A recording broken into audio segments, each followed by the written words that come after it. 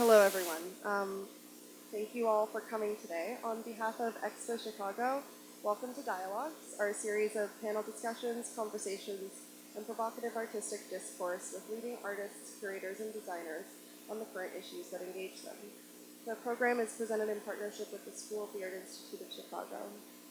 My name is Stephanie Cristello. I'm the programming manager and also the editor-in-chief of the zine. The Dialogues program will be running continuously through the next 3 days, and we hope that you can join us at one of the many upcoming discussions that we have programmed. It's my pleasure to present this series of one-on-ones with Bad at Sports, fronted by Duncan, MacKenzie, and Richard Holland. Bad at Sports is a forum on multiple platforms known for their weekly podcasts featuring artists, curators, and gallerists, among others. Today's panel will join Bad at Sports' 10-year archive with a duo of podcasts that will be both broadcasted live from the Dialogue stage. Today we welcome artists Nancy Lupo and Laylah Ali, both of whose work is currently featured in Assisted, an exhibition curated by Jessica Stockholder at Kavi Gupta Gallery. Nancy Lupo will be interviewed first, followed by Laylah Ali.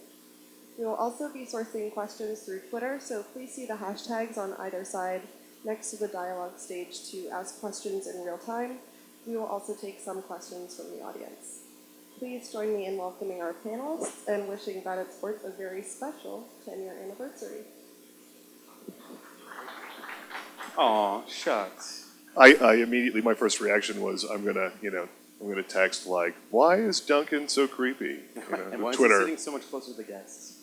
I like that one-on-one is now two-on-two, though. I think that worked out perfectly.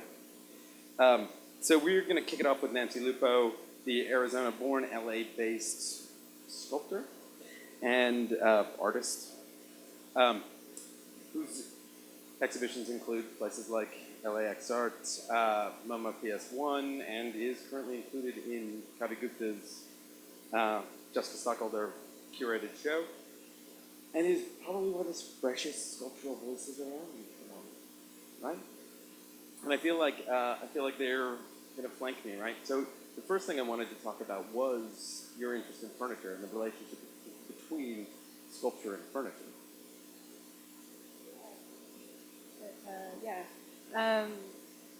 I started actually kind of making sculptures that were furniture and would function as furniture. And I started to get interested in that because sculpture is this thing that exists in the world and takes up space, and it becomes this kind of burden of how it exists in the world. It has to be stored, it has to be moved, and I always, it always became this kind of issue, and I would have to throw things away. So I thought that if I made sculptures that were also functional or also furniture in this way, that they would have a sort of double better chance of surviving in the world. And so the early pieces I was making were functional. And then I got to a point with that where I kind of felt like you can get into a situation with furniture where, because you're using it, you're maybe not thinking about it in the same way. And so I decided these works at PS1, and probably all of the works that we're looking at there, they could function, but they don't really. And sometimes it's because they're sort of scaled down, or they have things embedded in them, but they're not actually something that you physically use, but when you look at it, you still can engage with it as something that you could use in your mind. Yeah, that brings us to materiality, which I think is one of the things that really interests me in your sculpture work, is how you bring things like quinoa into sculptures, or where you take a ready-made and treat it, or where you take a ready-made and just kind of compare and contrast it with another object.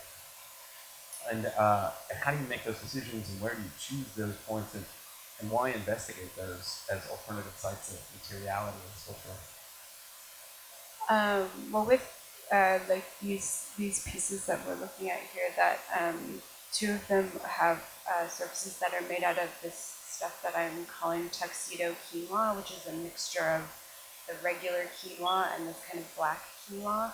And then the other piece with cherries is nutritional yeast mixed with, both of them are mixed with a resin called Magic Smooth. And with the quinoa, I was thinking it's sort of like these different associations that kind of collide for me at the same time. Thinking about like the way that it ends up looking a bit like granite, and also like upholstery, kind of like if you look at the kind of nubbliness of like carpets or upholstery, it kind of also looks like that. And then thinking about those like bird seed treats that are like these compressed bird seed, and thinking about like that, like, so like if you could have a compressed bird seed like that, and that is a couch, and the couch is this kind of site for a family, where people are like eating and watching TV and like living their life, and it gets to be this like station, this kind of feeding station or something.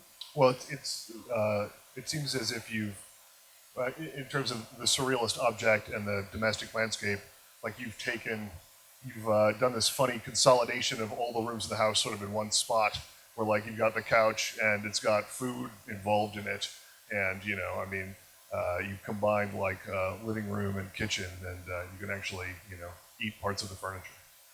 Is the adhesive you use non-toxic? Are they literally still functional as food objects?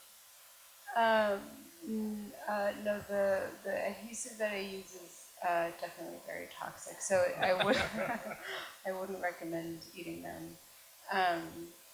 But yeah, kind of going back to what you're saying, like where there's a collapsing of like the couch in the kitchen. I mean, that, I think what I'm interested also is like that's already happening. Like that. I mean, I at least don't remember growing up and eating at a table. I suspect my children don't either. I think that I think one of the things that's really nice about these is that it reminds me a little bit, not necessarily as much visually, but just in terms of tone, of things like some of Tony Tasset's earlier work, with like the domestic abstraction pieces, where he would take, household objects or common objects and make them out of high art materials, and sort of a re-examination of like palettes made out of teak and bronze styrofoam cups and things. And I think that when you intentionally set out when you make these to do you look at your work as having sort of humor infused in it?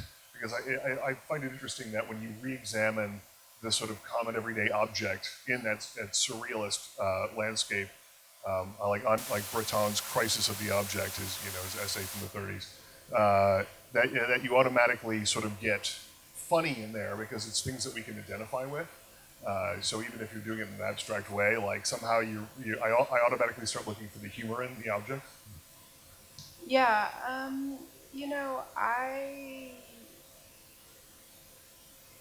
I totally recognize the humor. It isn't something I'm actually necessarily kind of seeking out. I think, I'm, kind of choosing objects in the world that feel to me kind of like they're already kind of themselves and something totally other than themselves. And so I think I'm sort of, my engagement with them is trying to sort of bring out something kind of latent in them, whether it's the reasons that they've been produced or a kind of way in which they've been used, or sometimes it's kind of fusing the two together. I think that's like what I'm doing, but I definitely recognize the humor, and I have a sense of humor, but it's not necessarily. I mean, maybe it's not necessarily something that I'm aiming for. So I also wanted to talk about the way that these things, the objects you make, are sort of work in this very kind of handsy, almost ceramic kind of way. Nancy?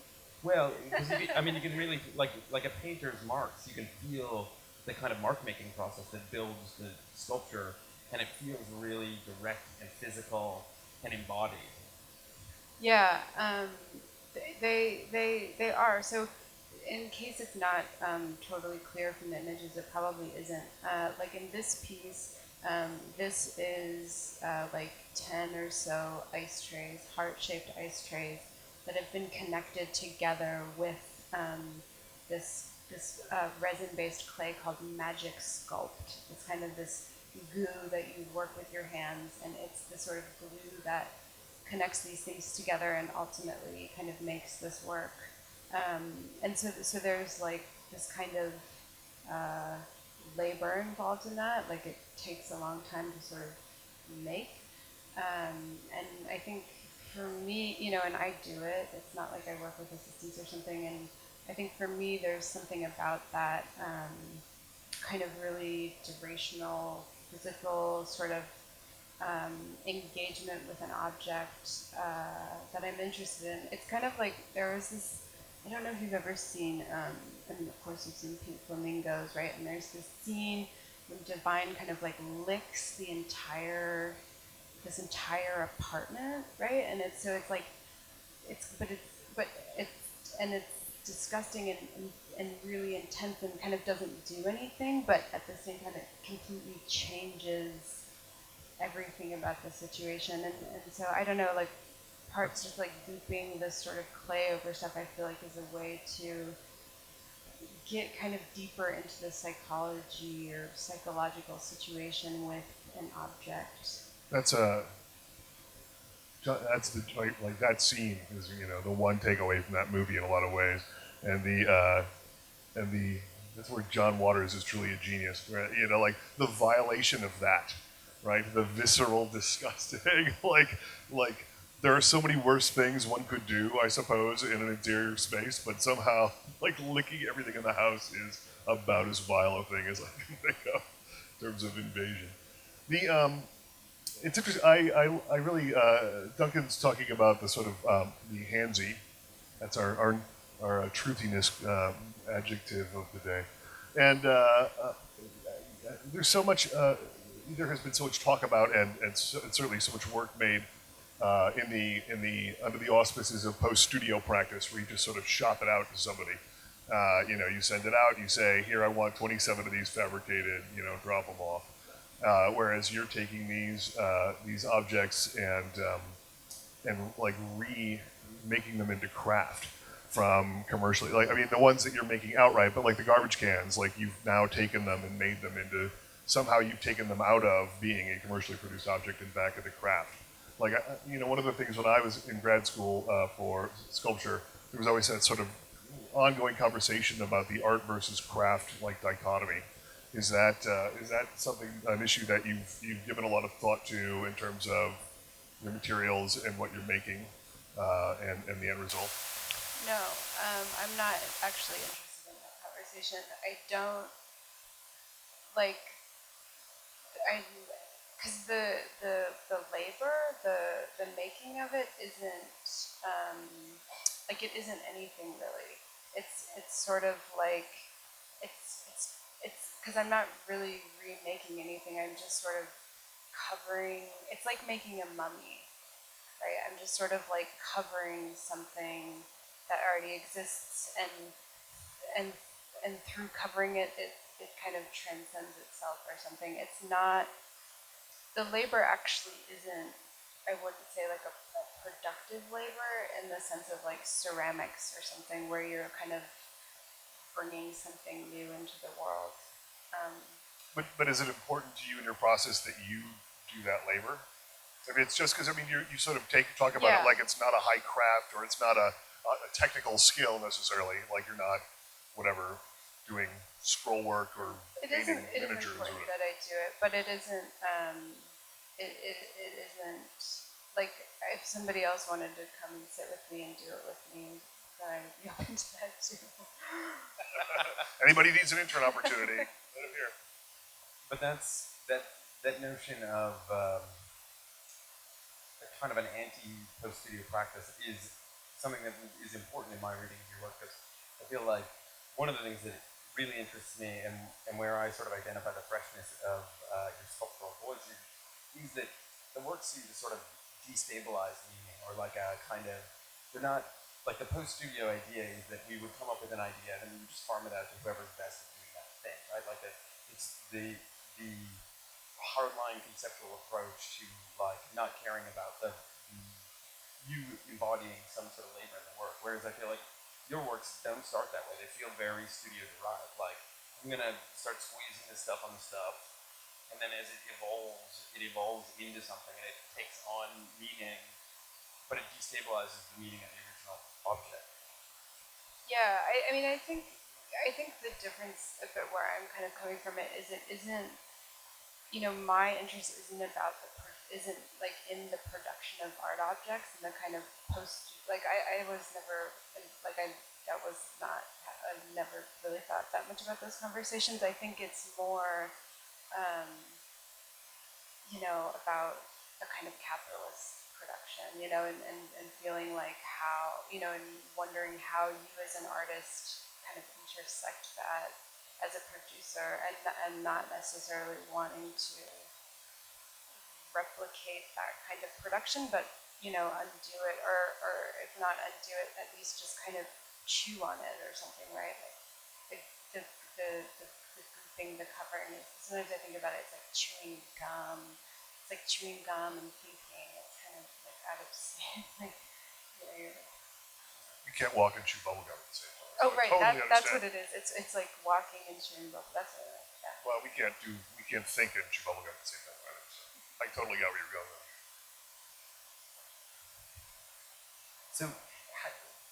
So then, how do you think about meaning in the work? How do you think about, like, if I stay with that kind of that notion of post-studio that Richard introduced, the idea of that kind of relationship to meaning. How do we, as your viewers, take meaning from the work?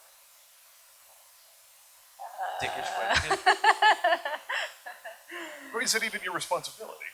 Like, I mean, after you make it, I mean, that's a part of the question too.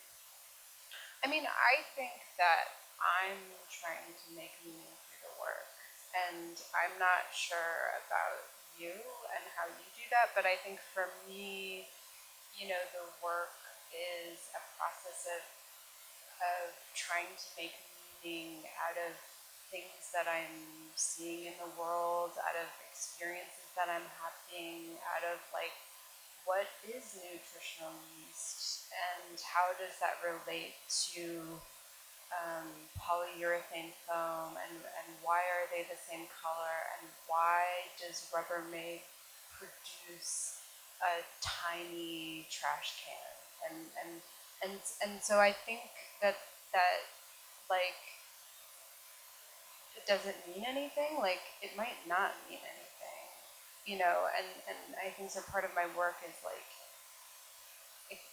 like making up meaning, or trying to kind of like find meaning in a situation that's like kind of not meaningful anymore. It's funny because I feel like I spent a lot of time staring at those bumbo chairs that you covered in kind of In Soylent.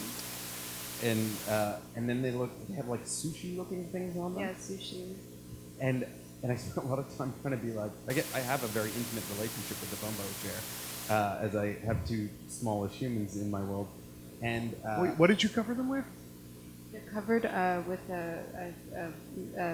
it's called Soylent. Soylent, like Soylent Green? Yeah, like Soylent, it's like people? Soylent, like Soylent Green. Soylent but Green it's is people? It's a product that... I thought that's what you said, but I thought perhaps I was interjecting my own science fiction worldview. No, it's interesting, and it's part of what we're talking about. It's like a powdered food replacement material that's created by these like software engineers. It's people who would have created and the next app or something, but kind of got obsessed with their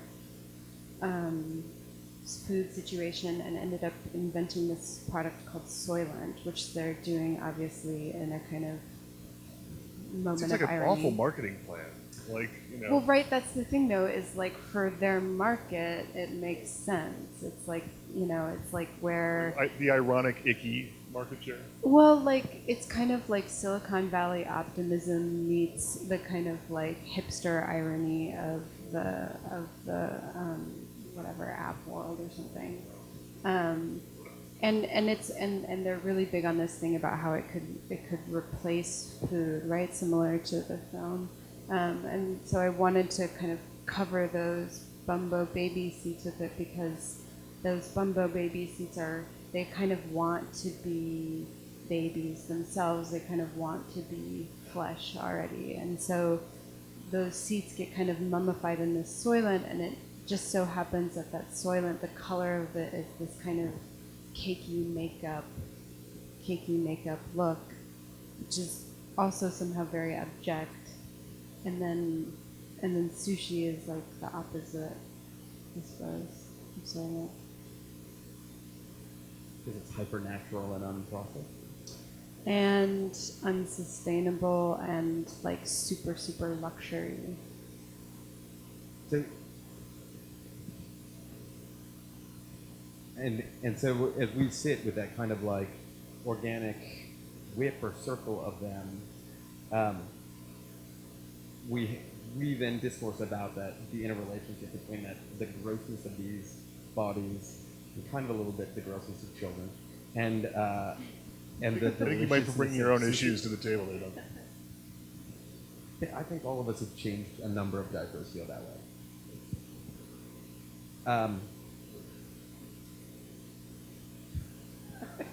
Derailed me. And I was thinking that, but I was really while I was sort of dealing with those, I was sort of thinking about the emotional resonance of the laboring over them, in the same way that we labor over these other two things, right? The way that we labor to deal with sushi and what a labor it is for me to eat it, and the labor that goes into children, and the labor of kind of covering these new bodies in this new flesh. Yeah. There you go. I win. So Declare victory. Drop mic. So what are your projects that you're working on currently? Next shows, wrap up questions, sort of stuff. I'm working on a project that will be at Muscle Beach in Venice.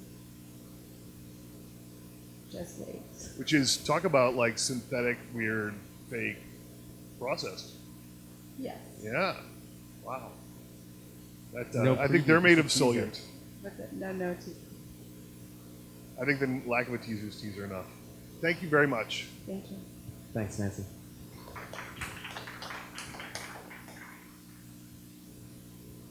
And that brings us on to Laylah Ali, the Buffalo-born, Massachusetts-based artist. You want to switch chairs so that it's, or you could go sit in the audience if you wanted. For now, I guess it's a little wacky to have somebody on stage doing nothing.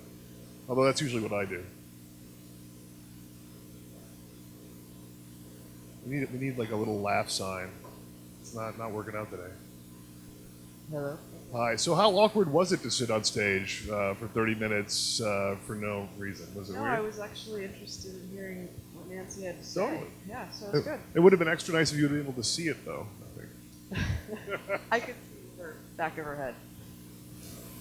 And you no doubt had no problem hearing that right beside the PA.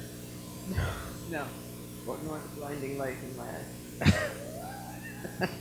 So I didn't get finished introducing you. You're represented in every right-thinking collection in the United States. We're included in the 2003 Venice Biennial and the 2004 Whitney Biennial, and recently had a massive touring mid-career retrospective exhibition. No, it was a retrospective of the Greenhead series, which I worked on for about 9 years. So, And that gives us a great introduction to what's the Greenhead series?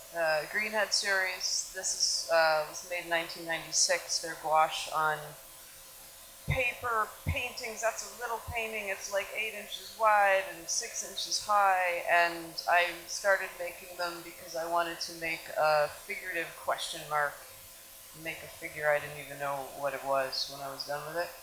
And so these are some of the first ones. It started like that, and then I worked on them on and off for about 9 years in different installments, which is generally how I work. So the green, I mean, there's, I respond better to questions about the green hedge than large definitive paragraphs about the green heads. So. Well, and that's fair enough. I mean, I came to your work about 15 years ago, 14 years ago maybe, because I think Moma had one up while we were in New York when I was a graduate student, and I took home a catalog of yours because I was super interested in the way that the Greenhead series sort of kind of touched illustration, touched comic books, and touched painting, but didn't quite resolve itself in any one of those three categories. And I was super interested in how you kind of split the difference and came to that as a way of working. I think it happened over a period of time, as anything does, from both acceptance and rejection of things. So I went to a pretty conservative MFA program in Washington University in St. Louis. So I went in 1992, I think, something like that. And it was like Warhol hadn't even happened. You were supposed to enter enter a landscape painter and exit an abstract painter. That was the ideal trajectory for that program. And so I came up against that in some ways, and I started to react, I think, against what was being pushed.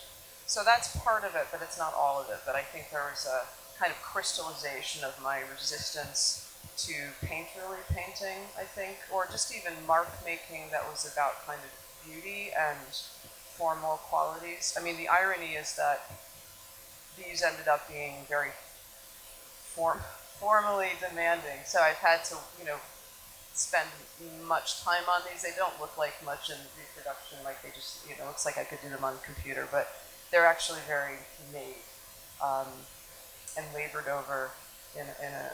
And each one takes a moment, right? Yeah, and each one takes a long time, and yeah, it's sort of very, I related to what Nancy was saying is that I make everything myself, and I don't have assistants, and I touch everything. I pride myself on touching every part of the painting, and there's my DNA over everything, and that's part of it for me, and I totally recognize that it doesn't need to be that way for art to be legitimate. I'm fine with artists who don't do that, but I mean, for me, that's meaningful. So back to the Greenhead series. Yep. I've always been interested in the role of narrative in the Greenhead series, where there's clearly a narrative expressed, but it doesn't necessarily give you a good opening or a good ending point. Mm-hmm. So they feel it's what makes them feel like comics, right? That idea that you've hit a panel or two, but you haven't quite moved beyond that panel or two, so you don't quite understand who the characters are and what they're doing and where they're going, but there is always some ill expressed, there's an uneasiness about their intent and purpose. Yes, much happens that is not good. And they are deliberately open-ended, and there's the way they're arranged in shows is there's kind of no resolution. You decide where to enter, you decide where to exit. It's cyclical. It can seem like it never ends. You look like you had a question. No, I was just posturing, and wow. I'm sort of, trying to be confusing. You feel like you're so interested. No, I am interested. On the edge of a question. I've been thinking being interested for 500 shows now. So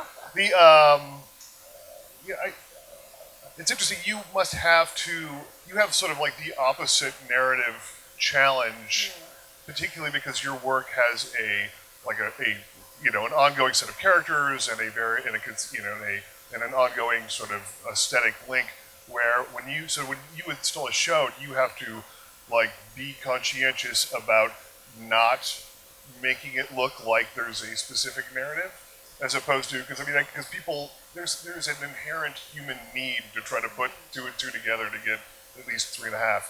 So I would think that it would be easy, if not thoughtfully hung, to have one of your shows look like you were telling some story from left to right across the whole span. Well, I have to play with that too, because I know that is that's what people expect with anything that is clearly narrative and in cartoon format. There's going to be a kind of left to right read. So I actually think about that and I work with that as well as trying to mess with that. So I think like I'd be a fool to try to like deny that in some ways. So I think I understand that, and and when I install these things, I change it up in different ways to kind of test this sometimes. But yeah, I mean, it's narrative expectation is a huge part of these, like you were saying, and but that goes way back. That goes into the very moment I start to sketch these. So when these are just ideas, I have to anticipate all of the different possible readings that I could possibly anticipate.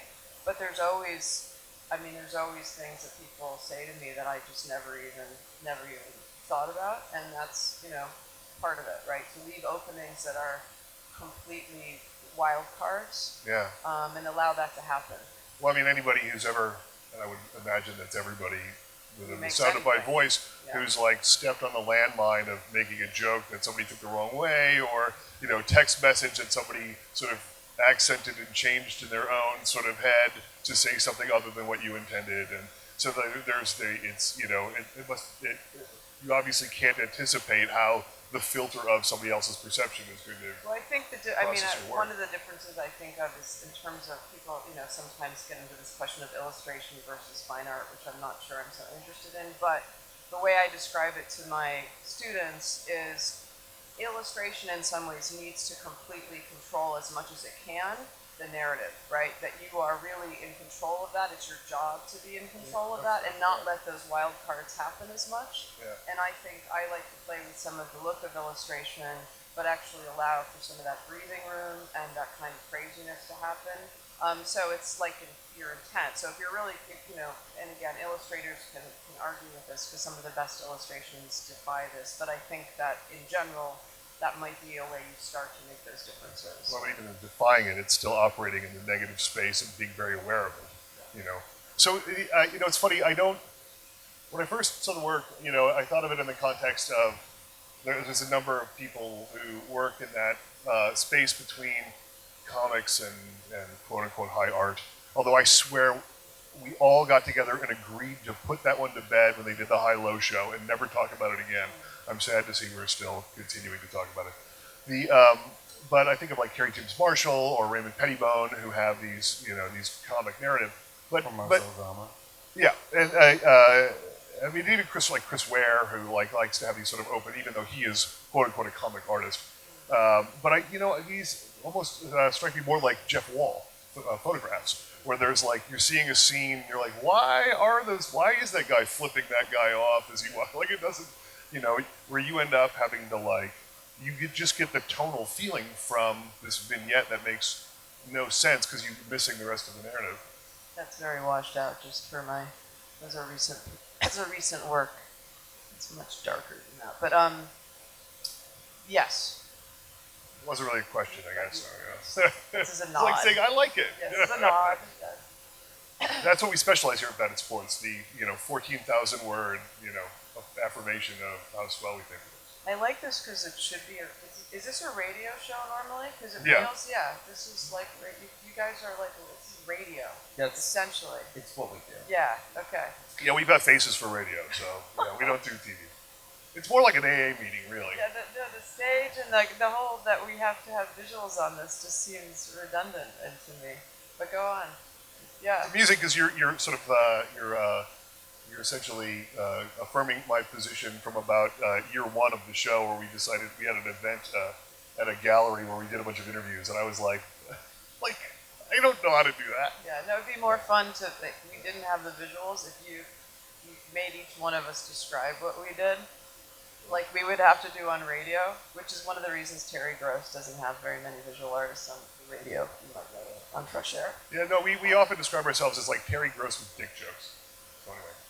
I haven't heard a big joke yet. But No, we promised ahead. Stephanie we'd behave, but You we need can to work get on it if that you'd out like. of the way. You Yeah, can do it's a that bar. now. We can go afterwards, and I'll tell you dick jokes. Stick in there. if you'd Yeah, like to. exactly. Follow up on that, Duncan. Let's talk about what some of these narratives point to, right?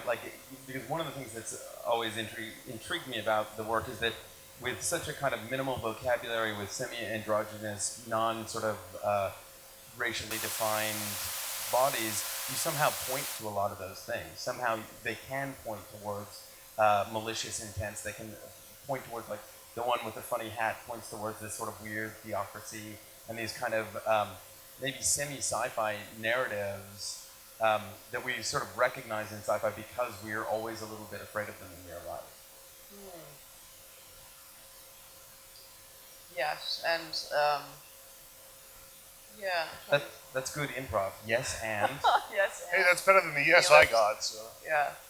I mean, they're definitely, I mean, I think of, the way I think of the narratives is I like to think about where history meets now, meets the future. So I want it to move, you know, it's not, I don't know if I always hit this, but I want it to be able to be read as the future, but, you know, in some ways that it could easily be read backwards as well. So you know, I spend a great deal of time at the beginning kind of eliminating things that can't operate in multiple platforms like that, like narrative platforms. I don't know if platform is the right word. It's now like an online kind of word, platform. Have you ever seen the, this is an oddly crossover-y sort of product, and I think if it was a visual art piece, it would never have gotten the traction that it did. It's a book called the Codex Serafinaeus.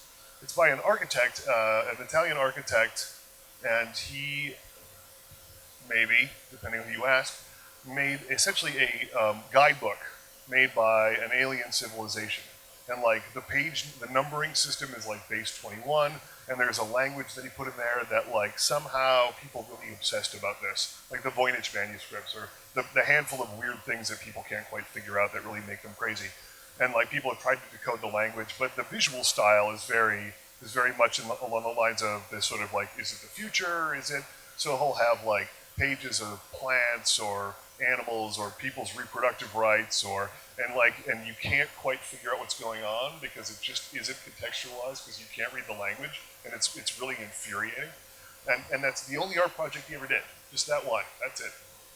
And you know, it's just there's something about that people, you know, there's something frustrating in this work, which is like a fun frustrating because it's like I don't know the story and I really want to. So you know, you're making me work at it and make it up. Well, I don't title things, so there's a way that I'm asking you to title, to name, that I really invite that. I want you to name the characters and to call them what you will, and name their gender or whatever you need to do. So it becomes interesting to me the way what people need to name in these and how they name them, and what, you know, how certain characters get called black people when they're, you know, have green heads. You know, I had whole questions about how people make the leap immediately to that these somehow represent African Americans, the green heads, and I'm curious that is that's the leap taken. You know, when something has like a big bulbous green head and brown skin body. So there's been, you know, that is put into the work deliberately as a kind of moment for the viewer to, whether they know it or not, to sort of own up and to put something forward. So if I entitled each one of these, and of course when I work on them, I have titles, or not titles, but I have names and things in my own head. If I titled them, it would just be giving it all, you know, giving no responsibility or input. Responsibility is probably too heavy, but no participation for the viewer. And the thing is, you always do that when you look at work. This is just normal that you do participate, but you know, there are certain kinds of art that really relieve you of a lot of what you have to do. They do it all for you. I think it's interesting that you sort of have your own, you know, kept to yourself titles for them, and it made me think about like I'm in a, you know, I have a couple lines of my own personal professional life where it's client based, right? So like in discussing my client with, you know, my spouse or with somebody else, you know, they end up with these sort of designations because it's hard to remember names. So it's like, oh yes, the lesbian couple with 27 children, or like, oh yes, the crazy one that, you know, ate a wombat, you know, or just, you know, whatever sort of weird quirk, and it becomes this sort of designation. So because in your mind, I assume you've got a lot of these, you're constantly working on them, and perhaps more than one at the same time. You've got to, you couldn't not have something in your mind to reference it, where you wake up in the morning, you're like, today I'm going to work on, like woman in sort of slug-like pose, crawling towards head thing, And I care about them, so yeah. Yeah. They do require personalities, and they have to for me to give them personalities. I have to actually feel for them. Do you have? Do they exist in an ongoing way in your mind? Like I've heard novelists interviewed where they're, like they know the whole person's history from the time they were a kid to the time they're dead, even though the book is, 5 years of their life, in this like one plot arc. A lot of people like really get in. These, I think because there's an yes and no, because I spend a couple of years with one body. This represents these pale, washed out things that you see up here, which somehow represent what I do. I spend about 2 years with this group, and so I come to know them very well. Like I say, I care about them on some level. I invest a lot of thought into them, but unlike a novelist, I think I can't have specific backstories because I deliberately keep kind of multiple narratives. So there can be one, it's almost like if I were to have 5 different backstories for each character. And then what happens over time, and this has happened with the greenheads, and I forget about all of that. And when I see them later, like I have with the greenheads, I don't remember very much about them anymore, which seems strange and disingenuous, but it is kind of true.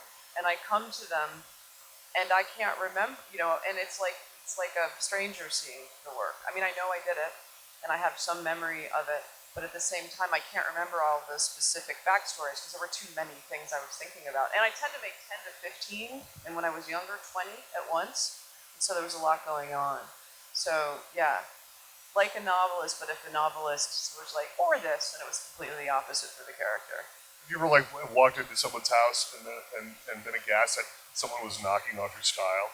You're like, who did that? That's so one of mine. Like, looks like just like one of mine. Yeah, well, I have a friend who bought at the Whitney Biennial. Some guy was selling a piece of mine, but that he had made into something that he put on was my work, but he had turned it into something he could sell on the street, which I didn't have a total problem with. But so my friend bought that.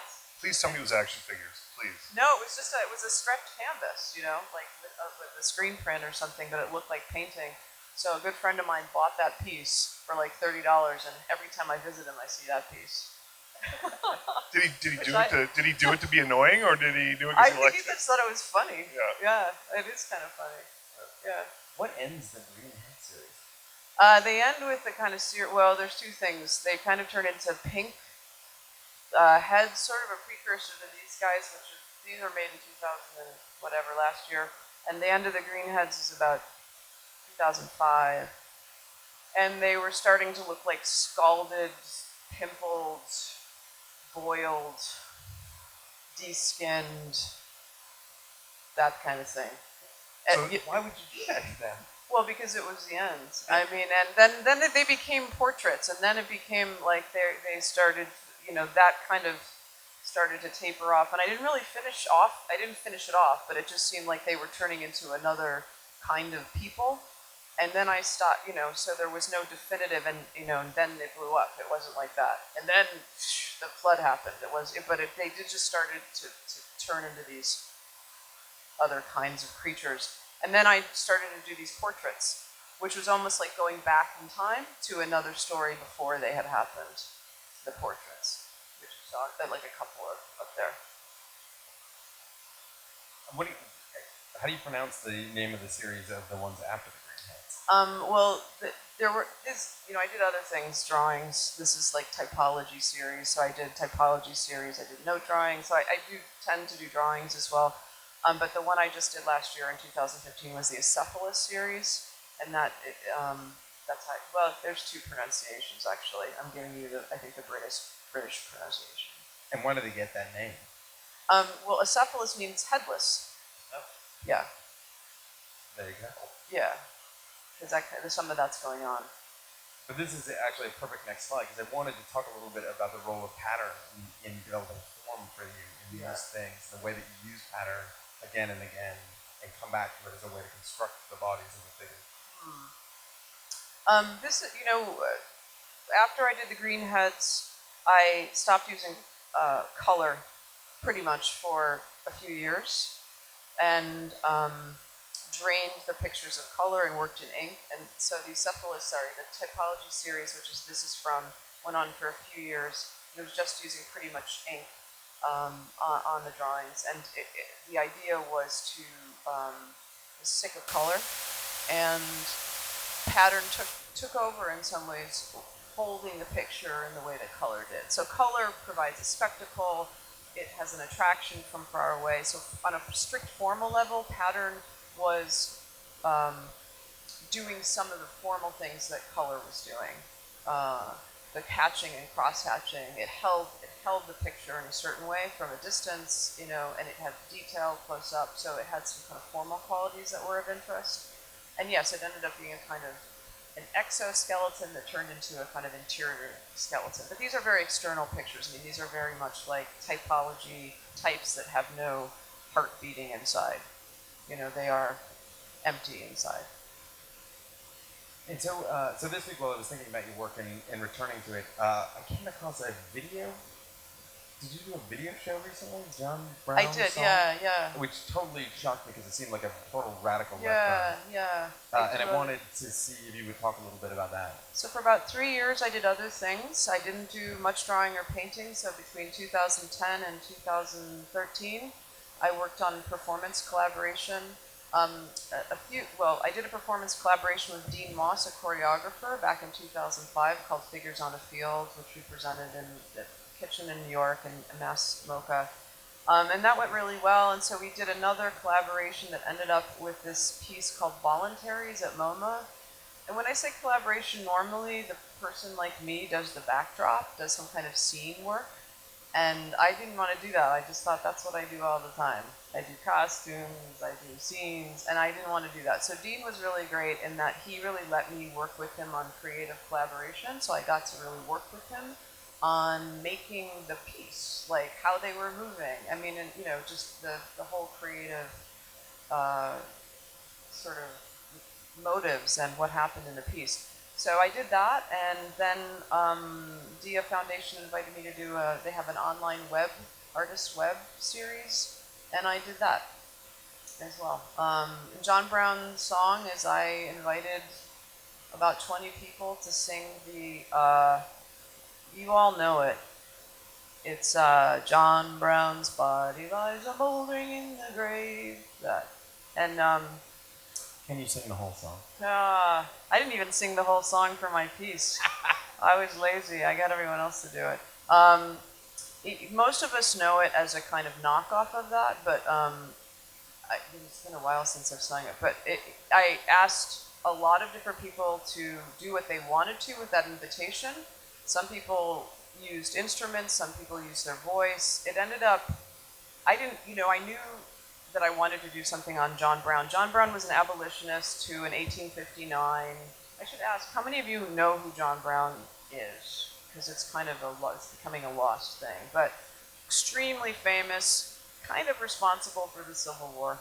But he was a radical abolitionist who in 1859 basically with an interracial group of men, decided that they would try to free the slaves up and down the east coast of the U.S. by arming them. So they raided a federal arsenal in what was then Virginia and now West Virginia, Harper's Ferry, and they raided this federal arsenal, and they got caught there. Robert E. Lee was part of the federal troops that came after him, and they got caught there and basically did not succeed in this plan, but it became hugely known because of the publicity, and before he was hanged and the other people were hanged, if they weren't killed there, the papers just covered this like wildfire, and it was terrifying to whites of the South. It was absolutely terrifying that a white man would do this, and so they he became a kind of specter for the South about what the North would do. And so when you say that he somehow started the Civil War, it's kind of, he's in there as a factor. But anyway, I was interested in this song because I learned it growing up, and I just started asking people to sing it, and it turned into something, and then I turned it into an online kind of piece for the Dia Foundation, which lives on their website somewhere. Yeah. The University of Wisconsin Law School has a inexplicably placed gigantic painting by John Curry, maybe? The portrait of John Brown at the fire of Harper's Ferry. Yeah. And it used to hang in the Capitol, and, you know, whenever they made it, 20th century, was still so, like, upset people so much that they made them take it out, and the law school said that they would take it. So it's this gigantic painting in a room smaller than this space. That it's a really cool painting. If you're ever with Madison, you should go check I'd like it out. to say, because there's versions where he looks crazy. The whole idea, you know, the South wanted to make him into a madman, right? He's just so crazy. Just that's a crazy thing to do, right? He looks scary as hell in that painting. Yeah, but I mean, I think it's how he's depicted tells you a lot about the politics of who's making the picture, right? Is it time for others to join in? I think it is. I was a little enthusiastic. Is this your subtle way of saying, I don't know this crap, let me out of here? I just started stuff. No, I get, because I also feel like it's sort of time, but I didn't wear a watch today. It's about I time. used to have a radio. It is 1:41, so we've got 5-10 minutes for questions. So off the top, I was a little enthusiastic to get started, and I failed to thank our hosts, EXPO Chicago, Thank you very for helping much. us celebrate our 10th anniversary. Yes, indeed. And thank our guests, Laylah Ali and Nancy Lupo. And now, it's time for audience questions. So if you raise your hand, I'll bring it over. I can't see anything. No one's so I allowed to don't- leave and until we actually have 5 questions asked. I'm sorry. It was in our contract. We've got security on both sides.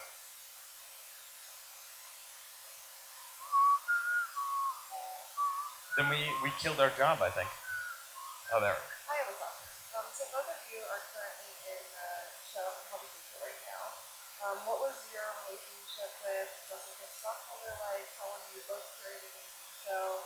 And what's your relationship to the other artists in the exhibition? I don't know. I don't know Jessica. I'm hoping to meet her today. Well, And I haven't seen the show yet. I'm hoping to go after.